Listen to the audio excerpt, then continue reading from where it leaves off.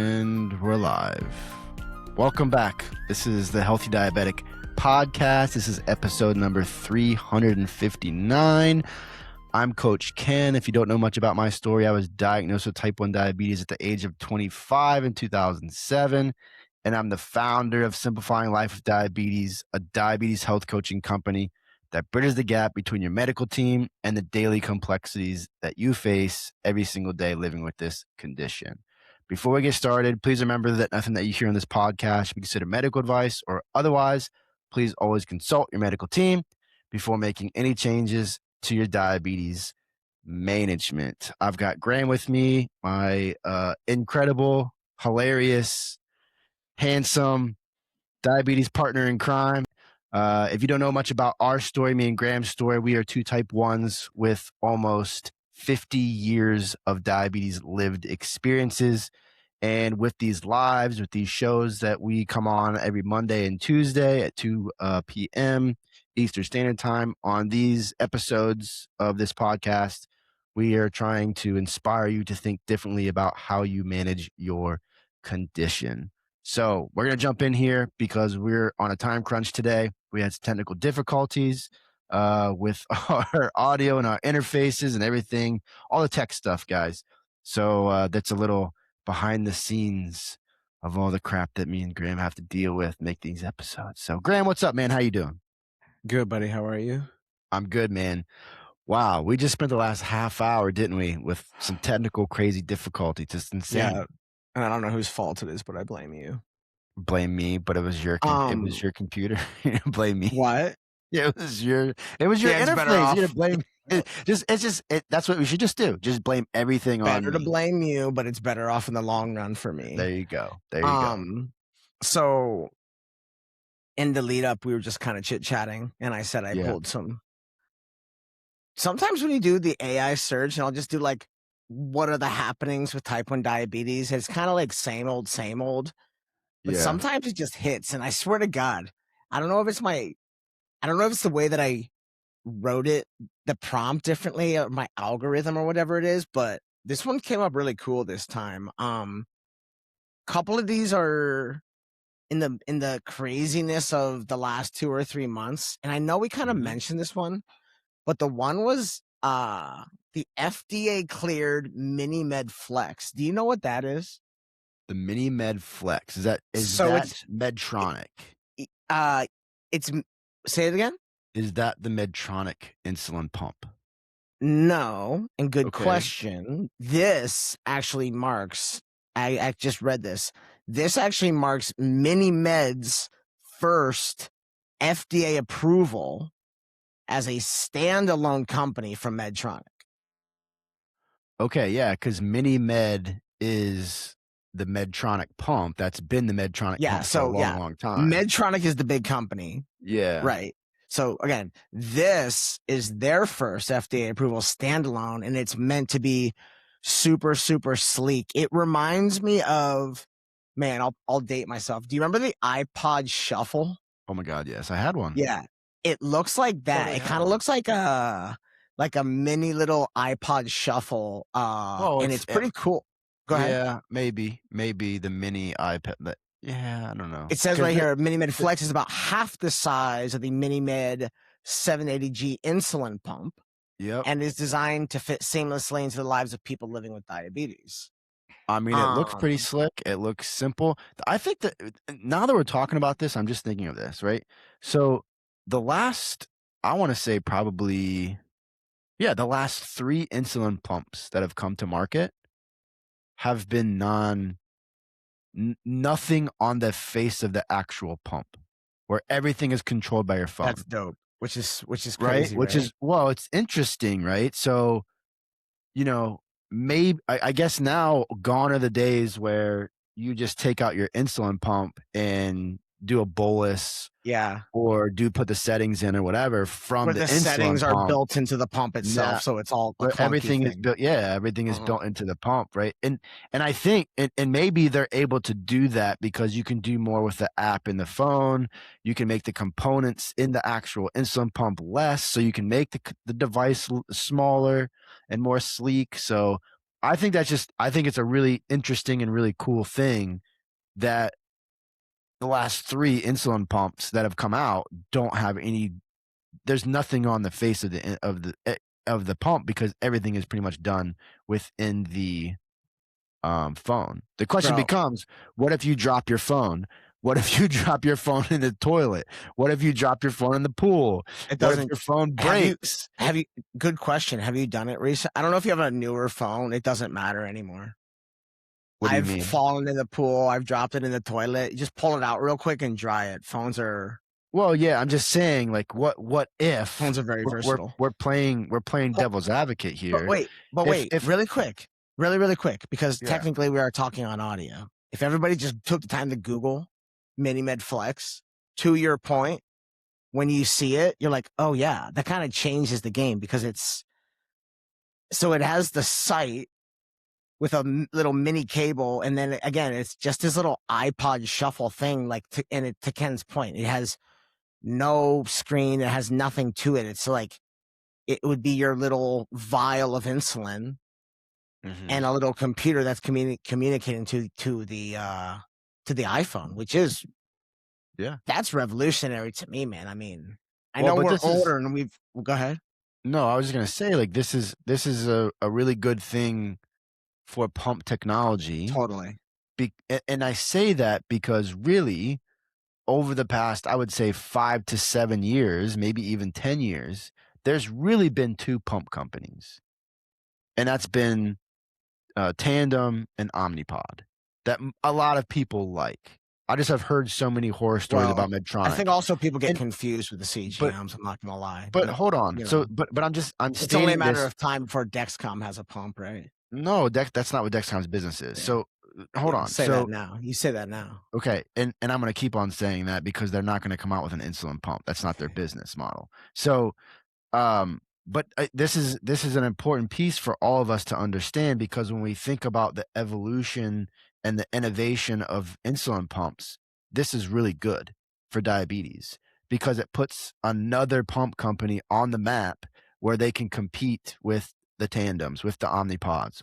The Twist just came out last year before that, and that's doing really, really well. And then the Beta Bionic is out now. So now there's 5 insulin pump companies that are trying to revolutionize and compete.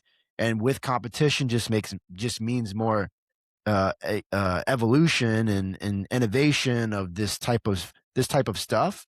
Yeah. So It's a this good is a argument. really good thing.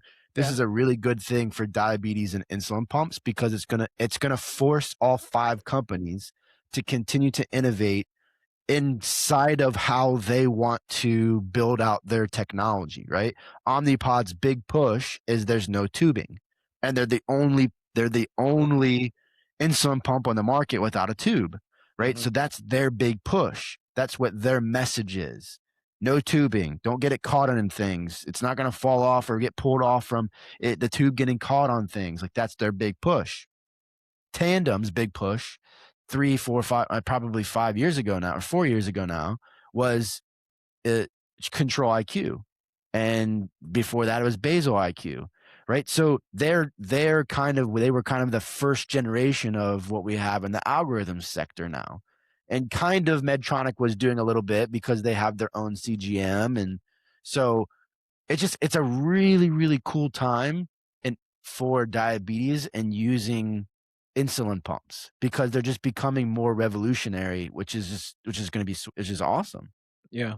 No, I like it. I also like that it seems like they're listening to their patients when you see a product like that. You know, Well, they're yeah, obviously they're listening. listening to the patients, but They're listening I to would what make the people are argument. saying. I would make the argument. There's a lot of people out there that like Medtronic. I don't want the Medtronic Mini 630 or whatever to set, whatever the Mini Bro, Med is out that's out they're right backed now. by billions of dollars. How could you not like that? They get all the R&D. They get all the Well, not everyone else gets R&D too. So I don't care about that. not in the billions. Not in the billions. What I care about is the fact that they're now trying to revolutionize and trying to do what their ultimate mission, it seemed like 10, 15 years ago, was was to integrate their own insulin pump and CGM. Mhm. And they've just had a really hard time integrating both of those components together, which is why you're seeing you have seen, I believe, a revolutionary fast track piece with insulin pumps when you talk about all the other insulin pumps, because they're not trying to do both.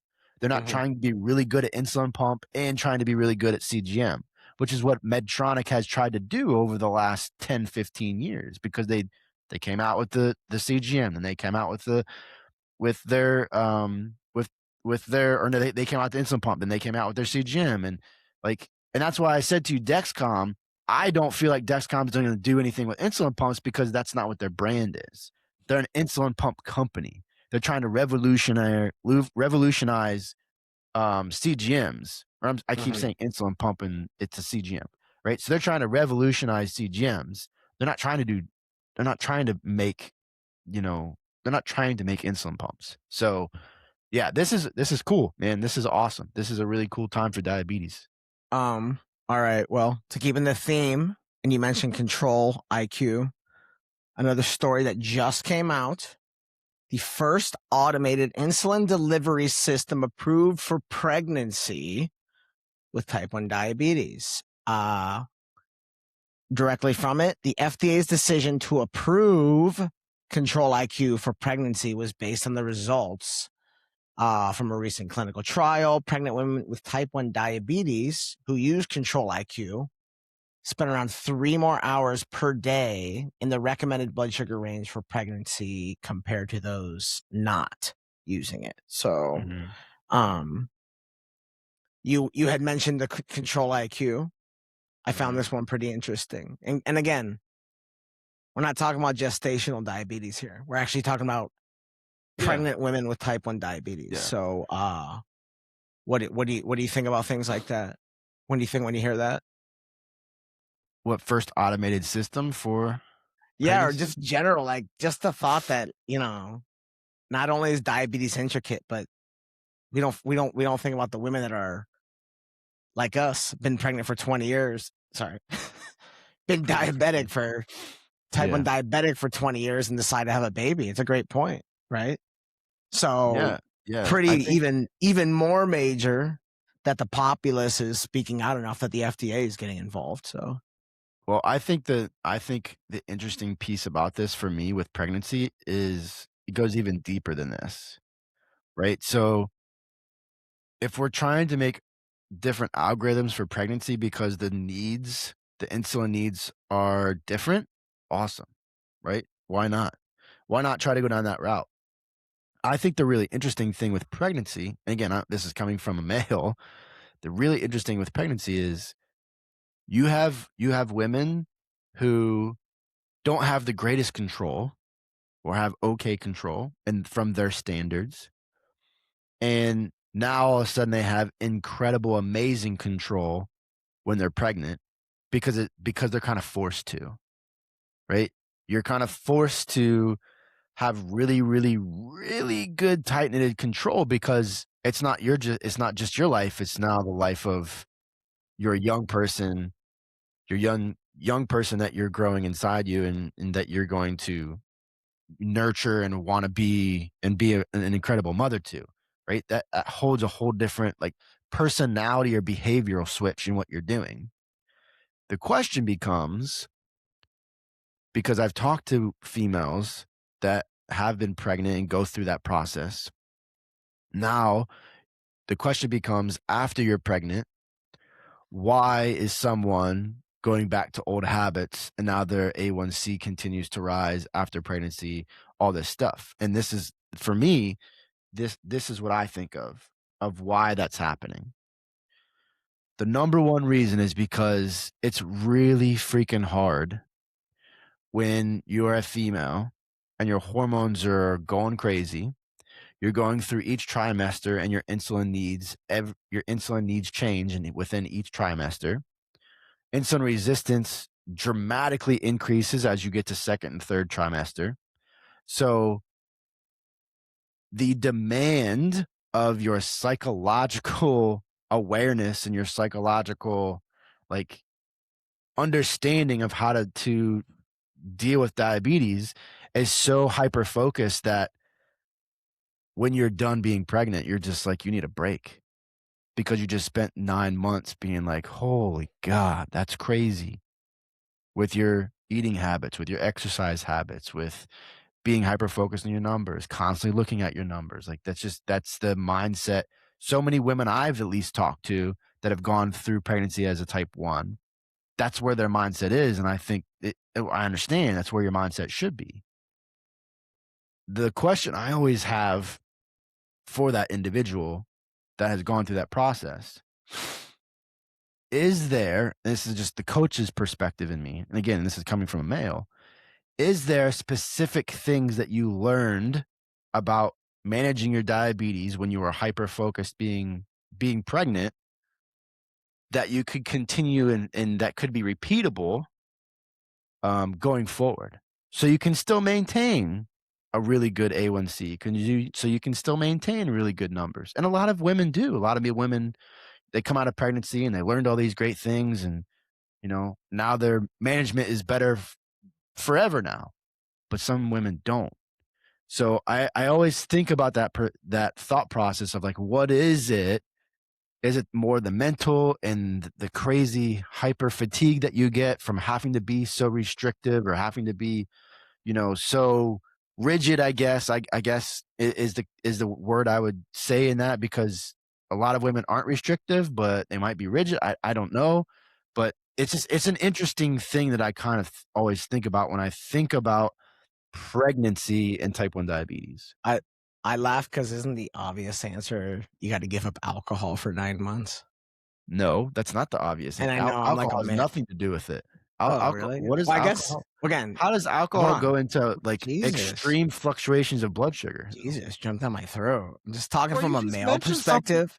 If every man quit drinking right now for 9 months, like But we're not talking every about man, males. We're talking about pregnancy. God, I know. I don't have that perspective though, Ken. Thank you. That's the only when you Thank you say for that, it just letting made me us know laugh. And I was that. like, oh, like when I hear pregnancy, I'm like, all right, as clean as you could be for 9 months. I would feel Yeah. amazing. I would feel amazing. Like again, You'd feel amazing, yes, from a but male's the hyper perspective, focus fatigue, like that is some real shit right there, Graham. If you really think about it, of mhm, of having to be so hyper focused on your management, because it's not just about you, it's about another life that you're growing yeah, inside of dude. you. I bet you Like it's that's to the point. insane. I bet you it's to the point where type 1 diabetic women consider not having kids.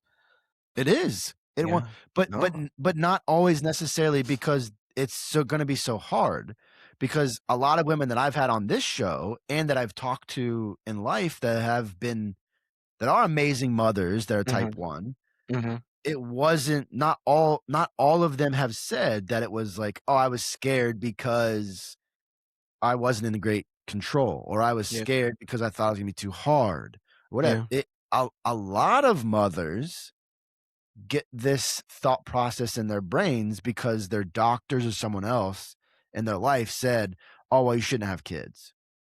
Yeah. Which But is in the but con when I hear that though, when I hear that, for me, it goes right back to the shit that we always hear is like, "Oh, you can't do X, Y, and Z because you're diabetic." Fuck you. No, I can do whatever I want. I'm just gonna um, figure it out. I'll And make that's the a message that should be for these amazing women who wanna but have children. I It's like, "No, fuck you. I can do whatever I want. I will figure it out." for for the context of being good at what we do, and I will make a very honest statement though. Um, I wouldn't be surprised if to hear that a woman got pregnant and it didn't work out and she sat herself down and was like, "Wait, should I even Absolutely. try that again?" Like, I Maybe. hate to Yeah. admit it, but that's a very human, it almost makes me a little, I guess Yeah. I've never thought It of it it from that may perspective. It is, well, but like you it think about it, makes hold on. Yeah, yeah. I Sorry. have the Go. context of like career or like I wanted to, run an ultra marathon. I never in the context of like not being able to have a dream of like having a kid or it does it like it's Yeah. heavy. It is it's like I saw it in like you know Yeah, you sympathize. You sympathize. Like, it'd be fun to have a woman on more often and hear like the little, the things that they talk about that we complain about. The Yeah, we have what no ends up being excuses to complain. grind that ends up being, the years and years and years and years and years that just go by Yeah. and by and by and by. So women are no different from us about it. It's I So yeah, I think women are it's a heavy champions. what? I think women who live with type 1 diabetes are champions because of all of the I mean, let's be real, right? Here's real talk, right? From a Hmm. biological perspective, women are almost set up to fail. Literally, they're almost set up to fail. For the time they get to childbearing age, they're set up to fail. You mean because men are smarter, faster, and No, you idiot. better? No. I No. always tell my daughter that. Yeah, yeah, yeah. Like, don't forget, men are smarter, faster, better, stronger. Oh, just plant the seeds of like God. not having confidence in yourself at all. Like, good one.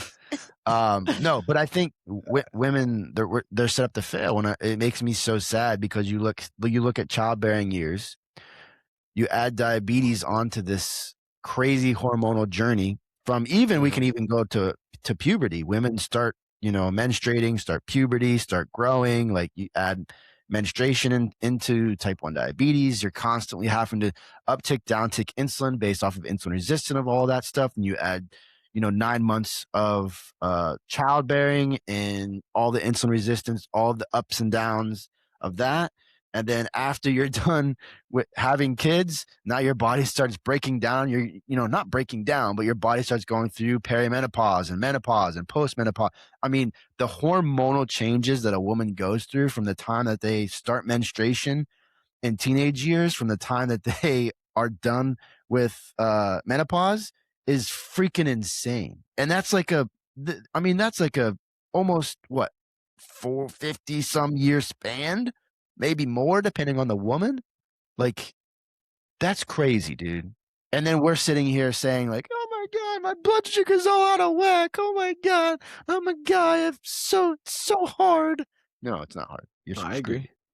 You Um, know.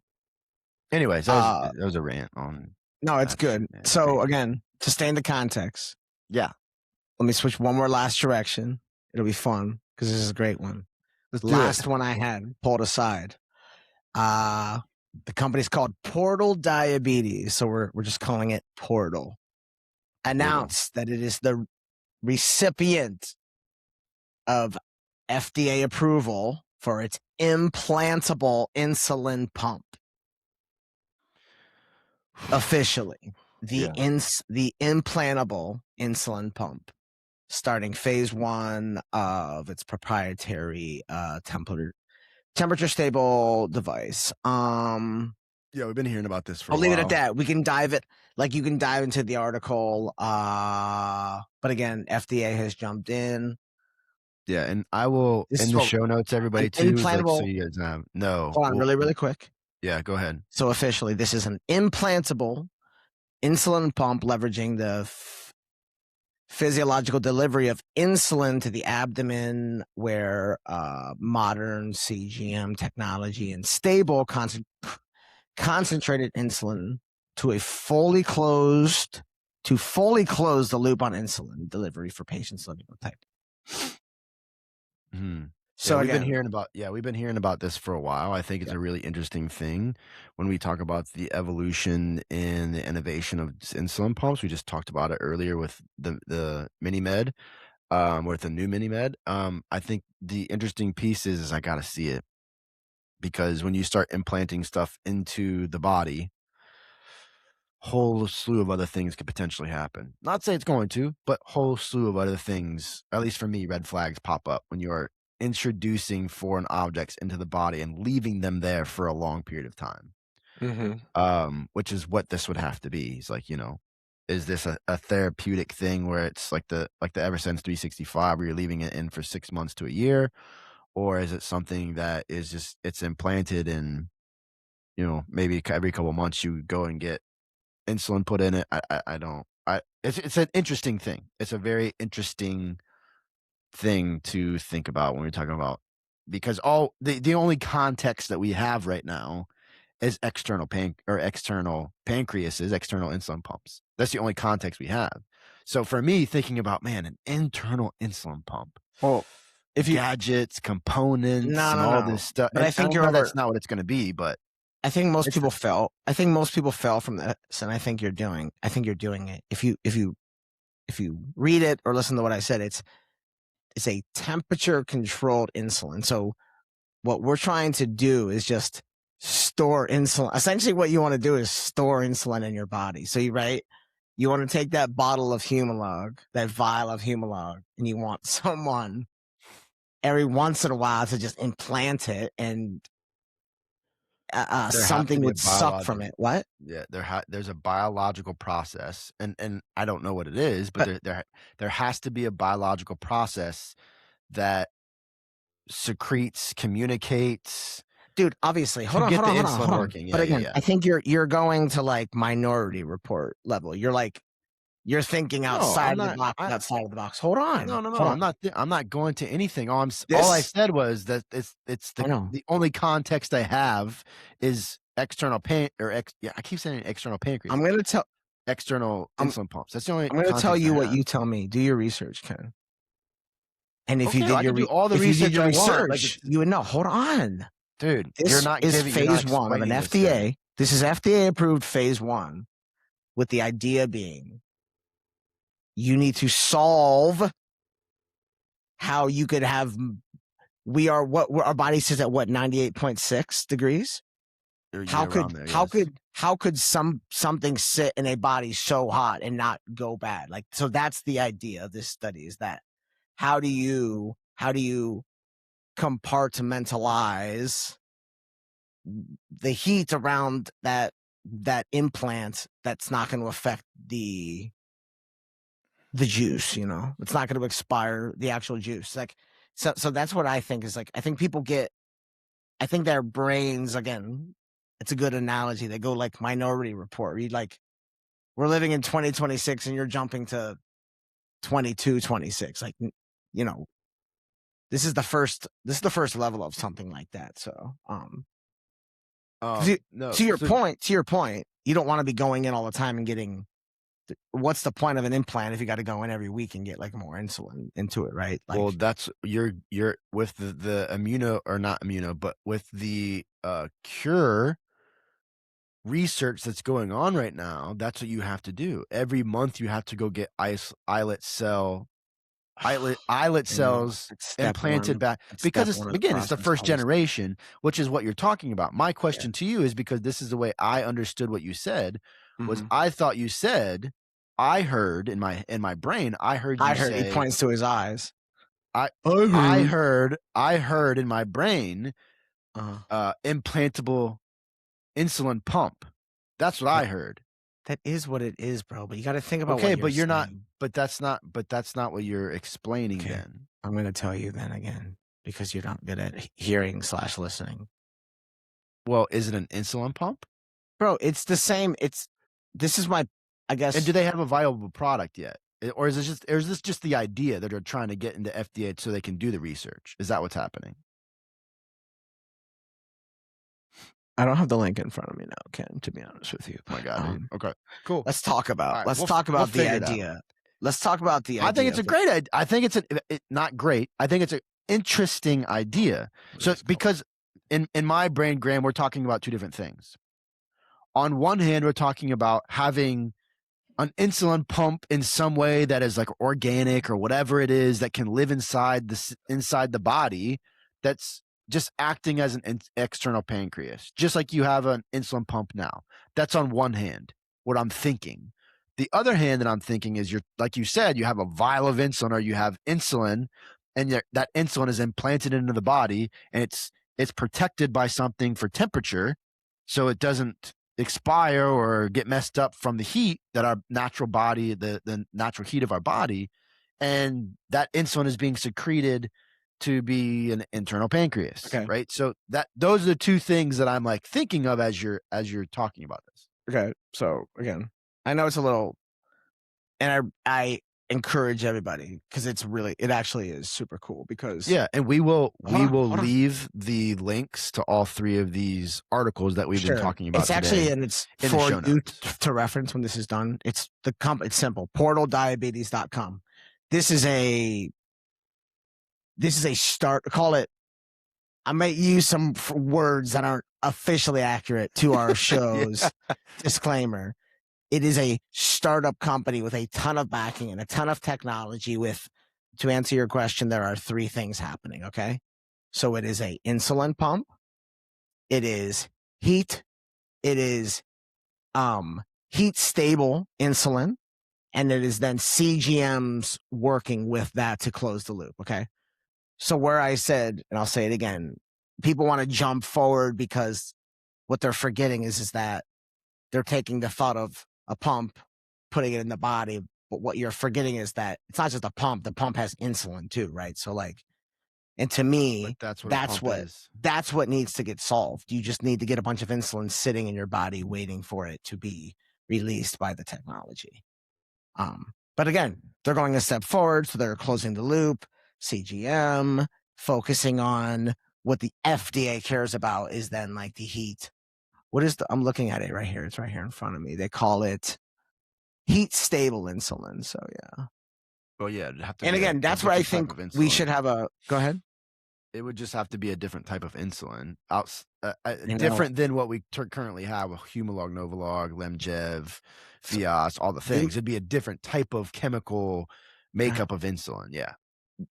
look up heat stable insulin and let's have a nice chat about that next time. I think that'd be a fun topic. That's something we don't dive into, but I think that's revolutionary. That's taking a problem that nobody's really mentioning that you're like, oh wait, that would probably solve a lot of issues. But the really cool thing about that, Graham, too, when you're talking about heat stable insulin, that can work on, that would be a great innovative tool or an innovative thing. It is for to be.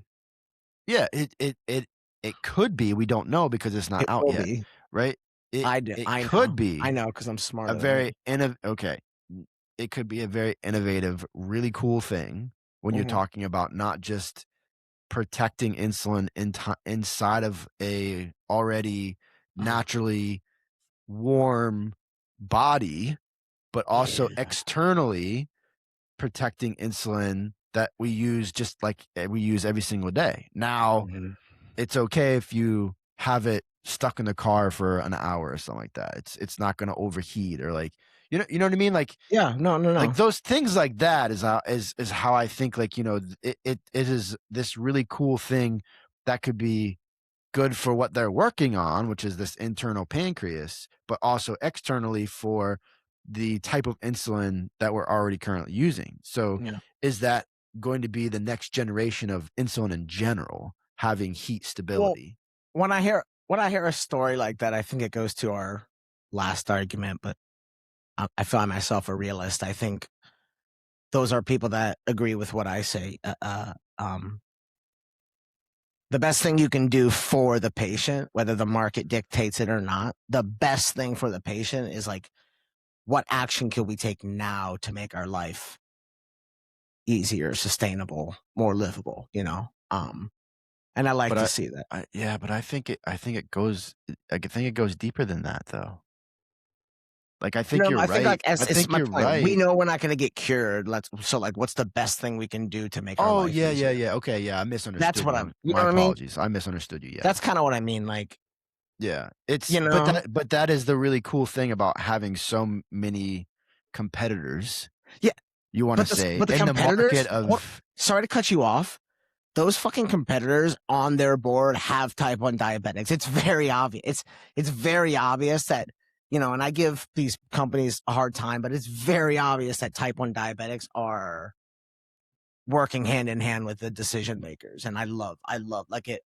decision Talk makers about in the company, yeah, not decision makers necessarily in Bro, policy. A company like Portal does not exist without an actual type 1 diabetes, Not necessarily. Not necessarily. They might have someone high up or whatever, a founder, a board member that affected by type 1 diabetes. 100%. It's so intricate, bro. When you read Well, about you can't say it has to be because you don't know. I do know. Okay, we'll go My look at the business board knowledge, of my that gut, company.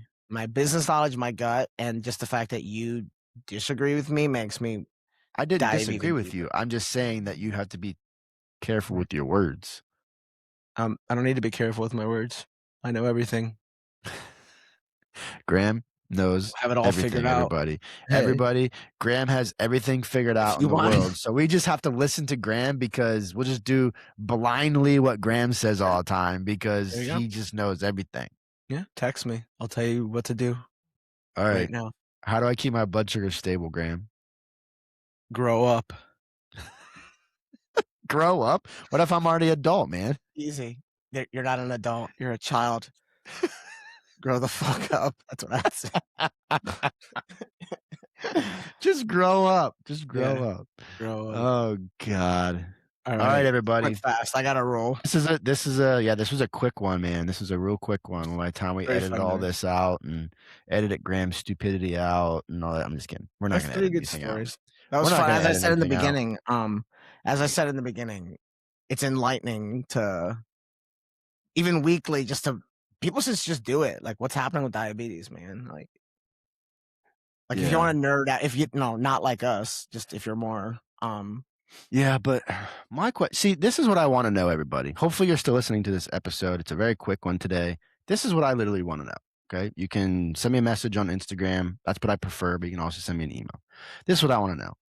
Okay. Because we talk about a lot of different things in the news, which is really cool. We talk a lot about our personal opinions. And then we talk a lot about how we would actually manage diabetes, how we personally manage diabetes, our thoughts about how to manage diabetes, what we think is the goods, the bads, the rights, the wrongs, maybe. And my question to you is, what do you want to hear? What are you having challenges with? What is going to be super valuable for you to listen to constantly? What's going to make you show up every single week and listen to me and Graham argue the whole time and talk about something? That's what I want to know, right? That's going to be a really cool thing to hear from you, the listener, telling us, hey, you guys are talking about X, Y, and Z, but I want to hear ABC. That'd be awesome. So message me on Instagram, message me, email. I don't care where you message me. Just message me and let me know. Let us know, like, don't what do you message want to me 'cause listen to? don't message me. I don't give 2 shits what people think. Graham doesn't care. I care. I care about you. Graham must not care about you, but I absolutely care about you. So I want to know. Thank you everybody for listening. This was great. Graham, thank you as always for being a jackass. And and I will make sure the links to all 3 of the articles that Graham or all 3 of the topics that Graham brought up today is in the show notes. So you can look those up yourself and kind of do research on those. Remember, we go live every single week, Monday and Wednesday at 2 p.m. Eastern Standard. Around 2. And when you're messaging me, if you feel like that is not a good time for you to listen to us for an hour or even 15 minutes or 45 minutes or 5 minutes to come on and ask us a question, tell us a better time that might work for you. And if we get enough people that say, hey, we would rather a different time, maybe we'll change the time. We'll change the time. Graham's saying no, but you're smarter than Graham. So we're going to do what works for you, not what works for Graham. So always. Yeah. Thank you, everybody, for listening. Graham, you're amazing. And we will see you guys next time.